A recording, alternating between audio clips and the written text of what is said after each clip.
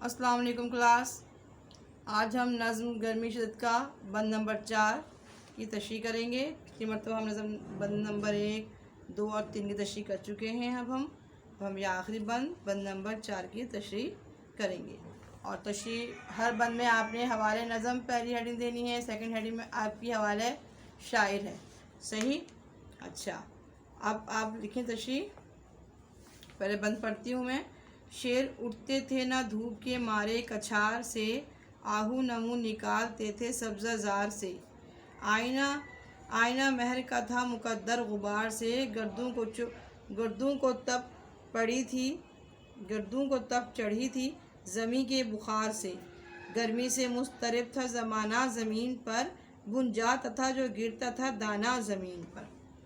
इस बंद में भी शायर जो हैं वो गर्मी की शिद्दत का बयान कर रहे हैं कि आशूरे के दिन जो है वो इंतहाई शदीद गर्मी थी, इंतहाई शदीद कि इतनी ज़्यादा शिद्दत थी कि जानवर थे वो भी जो है वो गर्मी से बेहाल थे।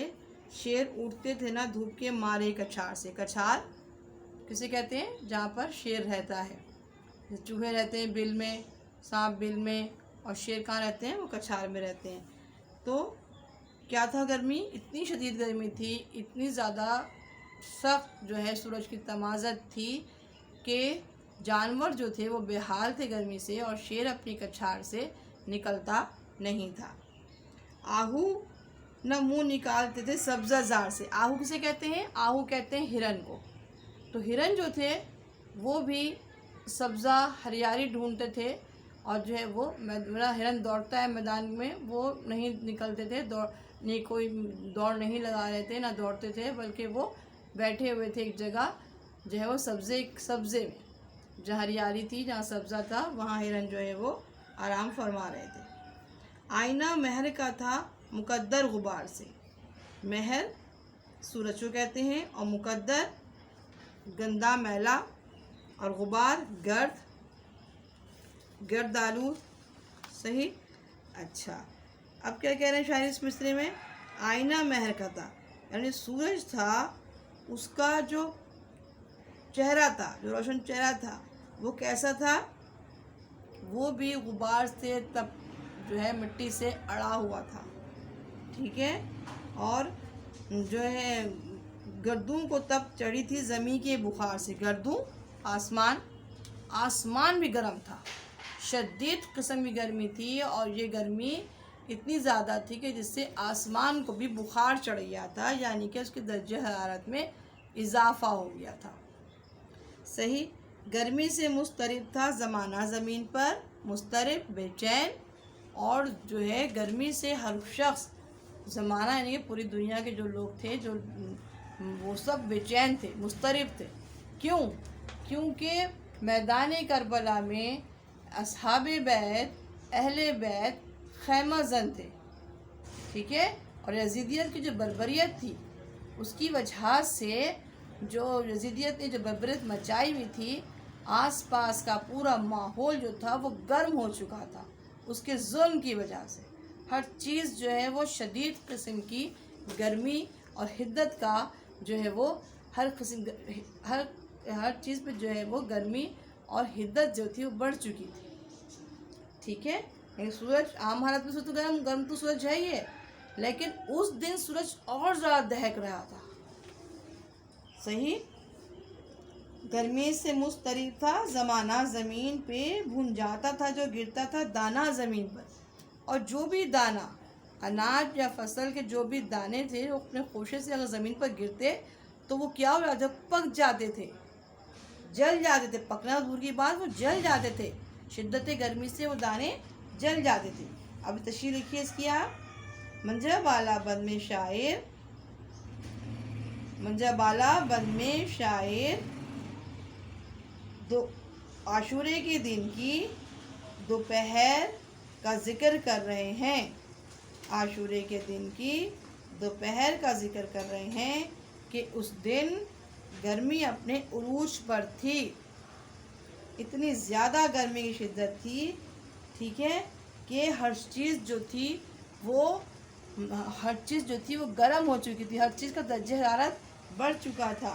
جانوروں کی انہوں نے مثال دی ہے کہ شیر جو کہ بہادری کی علامت ہے، بہت بہادر، ہر چیز برداشت کر سکتا ہے نا، شیر بہادر ہے، لیکن شیر کیا تھے؟ وہ بھی گرمی کے عالم میں اپنے کچھار سے نہیں نکل رہے تھے۔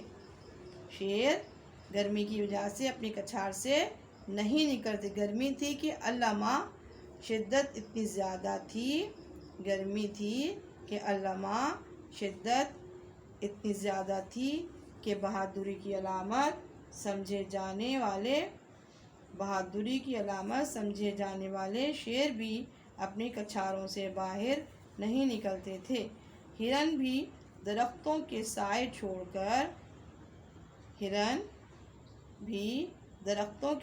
چھوڑ کر کہیں جانے کو تیار نہ تھے۔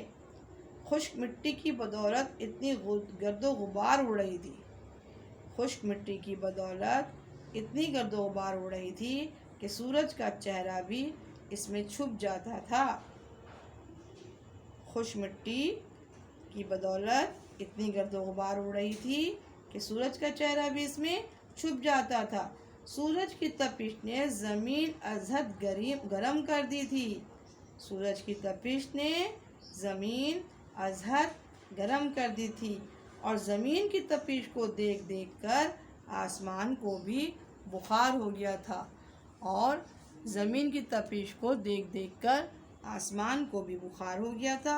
غرض اتنی گرمی تھی کہ ساری خلقت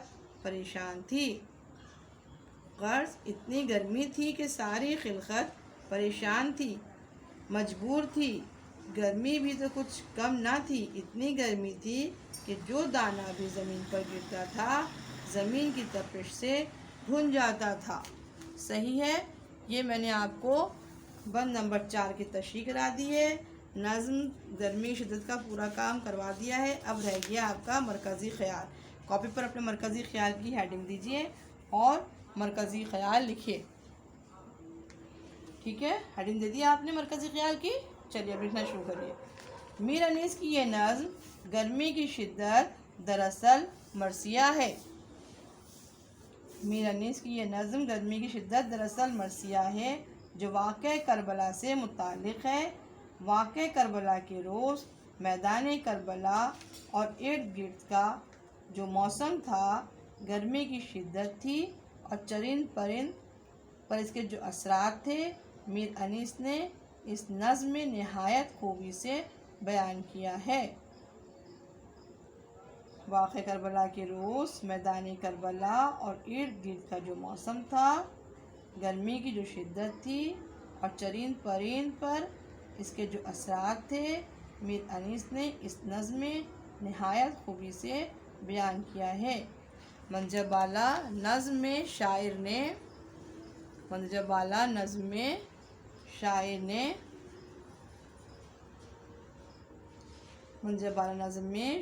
نے واقعہ کربلا کے روز اس دوپہر کی گرمی کو مرکزیت دی ہے جس روز اصحاب بیت اہل بیت امام حسین رضی اللہ تعالیٰ عنہ کے ساتھ خیمہ زن تھے۔ اس طرح میں نے آپ کو اس کا مرکزی خیال بھی لکھوا دیا، آپ اس کو تحریر کر لیجیے گا۔ ٹھیک ہے، مرکزی خیال بھی ہو گیا، سوال جواب بھی ہو گیا، سارا کام میں نے آپ کو کلاس 10 کرا دیا ہے۔ 10 اور 9 دونوں آپ نے سارا کام کر لیا ہے۔ اب کاپیز پہ کام کر کے آپ کاپیاں چیکنگ کے لیے اسکول بھیجیں تاکہ جلد سے جلد آپ کا کام چیک ہو۔ صحیح ہے، اور پھر آپ کو پتہ ہے کہ آپ کی جو اسکول بھی جو ہیں وہ کھلنے والے ہیں۔ یقیناً آپ نے نیوز پڑھ لی ہوں گی، نیوز دیکھ لی ہوں گی کہ آپ کے اسکول جو ہیں وہ پہلے جو ہے 9, 10 اور کلاسز جو ہیں وہ ہائر کلاسز جو ہیں ان کے لیے کھولا جا رہا ہے۔ تو 9, 10 اپنا کام مکمل کر لیجئے، اسکول کھلنے والے ہیں۔ ٹھیک ہے، 15 سپٹمبر سے 9, 10 کے کلاسز سٹارٹ ہوں گی۔ ٹھیک ہے، اور اس کے بعد پھر دوسری کلاسز بعد میں آئیں گی۔ ٹھیک ہے، تو اپنا کام سارا جو کچھ جتنے بھی لیکچرز آپ نے دیکھ لیے کر لیے پورا کام کمپلیٹ کر کاپی چیکنگ کے لیے، اور اب مجھے اجازت دیجیے۔ اللہ حافظ۔